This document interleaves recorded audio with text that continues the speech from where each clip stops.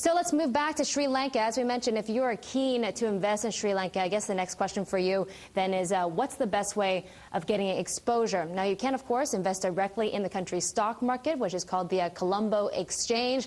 Another option for you is to invest in a private equity fund. And Singapore-based Calamander Group has created the first private equity fund focused just on Sri Lanka. And the company has received commitments of around $20 million and expects to raise up to $75 million in its first closing. The company's managing director, Roman Scott, joins us for more from Singapore this morning. Roman, welcome to the program. Let's talk about Sri Lanka and how attractive it is as an investment right now. If I was an investor and seeing the big correction we saw in major stock markets around the world, why would I be looking at Sri Lanka when it seems that there are more larger and liquid markets to take advantage of? Certainly from a stock market point of view, the market is small and relatively illiquid. But remember, on a valuation basis, you're getting Indian growth rates and all of the great growth story of the subcontinent at about half the price.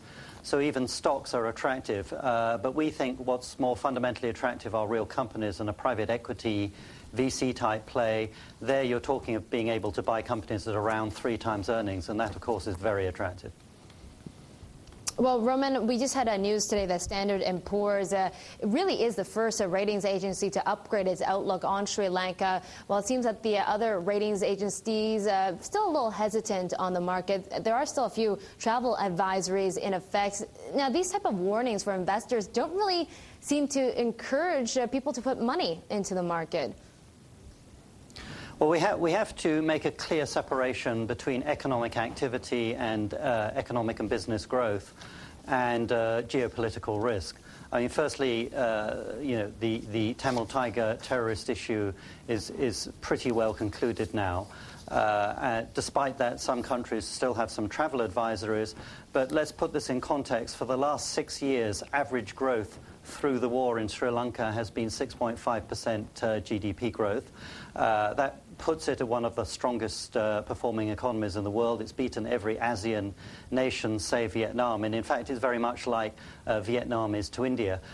We estimate that the lost growth drag effect from the conflict is about 1.5 to 2 percentage points of GDP. And during the last peace process in 2003, Sri Lanka added about 1.1, 1.2% of GDP growth just from a peace process. So now there's a complete ceasefire. We think very easily you can add 1.5 to 2 percentage points, and that means you're talking of 8.5, 9% growth. That's a good number. Okay, Roman. Yeah, that's a good number. But let me just ask you about this, the conflict. Is it really completely over? You know, there's still a sizable Tamil minority and also hardline groups still agitating at this point for a separate state. That is correct, but that is largely coming from the diaspora spread throughout the world, rather than in Sri Lanka itself. We've been investing in the country for a dozen years. So though this fund and opening it to outside investors is new, we know the country well. Our intelligence says that this is very much concluded on the island itself. And from our research, what we're finding is that the average Tamil citizen actually in Sri Lanka, they don't want bombs and war anymore. What they want is a flat-screen TV and a nice motorbike like everybody else. People want to work hard, get rich, send their kids to nice schools, and they're fed up with conflict. So we are pretty confident that as far as the island is concerned, the conflict is over. The noise will be offshore. Okay, well, let me just ask you, recently you said that you're aiming for returns as high as 35%. How likely is that, say, in your first year of investing? We've been doing a lot of work for a long time, so we're very, very convinced that our minimum will be around that, not our maximum. That comes from a dozen years of investing. I won't give you the performance figures because they look crazy. They're in the hundreds of percents for current investments we have in the island.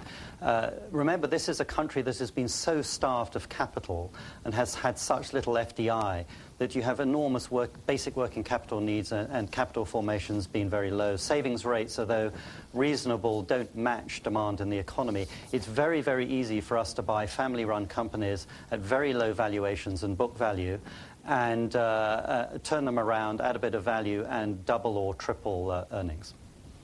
Okay, well, you mentioned some of these stocks and these companies that have returned hundreds of % in value. Can I just ask, which sectors that they're in? And if you feel like it, please name the companies. We particularly like the two broad areas we like, which are entirely separate. One is the agribusiness, commodity price backed, low valuations, inefficiently run, a lot of operational improvements that are very simple to put in place. We love the tea industry, but downstream, not upstream, so not plantations where you can't really change the labor structure, but factories. And, of course, going even further downstream, like the branded distribution of tea, like the cup of Dilma I just had in your office. We love rubber, and rubber is very much a play on, not to wear, I hasten to add, but very much a play on oil prices. So natural rubber is a good one, and we like fisheries. So very much the agribusiness. We also like building materials and ceramics. The entire island, by the way, is made out of granite. And then in a completely separate direction, and where we have a lot of past expertise, we like the banking sector, which is trading for nearly about a price to book of 1. Okay, Roman, we'll get into more details about the agribusiness, also banks as well, but we got to get a commercial break at this point. We'll have more Calamander after this. And let's get back to Roman Scott, who is the managing director at a private equity firm, Calamander. And Roman, before we went to break, you were talking about some of the areas that you're interested in investing in Sri Lanka. That includes, of course, the agribusiness, which include the tea makers, also rubber and banks. I'm going to first pick up on the lenders. And you're targeting some of the country's biggest listed banks. Why are they attractive to you? Well, banks are essentially a call option on the underlying economy. And, of course, that works in both ways. When you get a sudden restoration of the huge growth potential of an economy like Sri Lanka and huge levels of credit demand and an enormous demand for capital to invest, a couple of provinces, virtually the whole of the east and the whole of the northern province, posted very, very low GDP numbers because they weren't participating in the economic growth. It was all in the western province. 50% of economic growth in the last 6 years, those fabulous numbers I gave you before, western province. So you're going to see the banks as being the best broad play call option on the underlying economy. The banks are very well run. You've never heard of a Sri Lankan banking crisis, very, very similar to Indian banks, a bit bureaucratic, but good on credit. So we think they're a very good buy. Yeah, somehow I don't think Sri Lanka has had any subprime issues either, Roman. Absolutely. Let me just ask you, which specific banks are you targeting, do you think is a good purchase right now? Should you only pick the ones that are listed on the Colombo Exchange? Yes, I'm afraid we decline to give direct names of banks that we're investing in, but most of the big blue chip banks listed on the Colombo Stock Exchange we like a lot. Some of the major private banks that are very well respected, names like Commercial, that's one name I would give you, are very good plays. Well, you mentioned also to us that these banks, they're pretty tightly held and they're not very liquid stocks. So what's the attraction of investing in these banks, especially when they have a very small free float, shall we say, compared to other Asian banks and their shares available? That's correct. I mean, one of the benefits for us, given our sort of unique focus on the island and our network and contacts there, is we can do a lot of things, invest in a lot of things and take positions that other people cannot. So it is very much an insider, small, tightly controlled market. We like it that way because it means gives us major competitive advantages. Okay, speaking of competitive advantages, you talked about that lovely tea that Sri Lanka grows. Let's talk about the agribusiness. And, tea isn't just, a relative to Sri Lanka. India also exports tea, as does Africa and Indonesia. What gives Sri Lanka, a competitive edge in this market?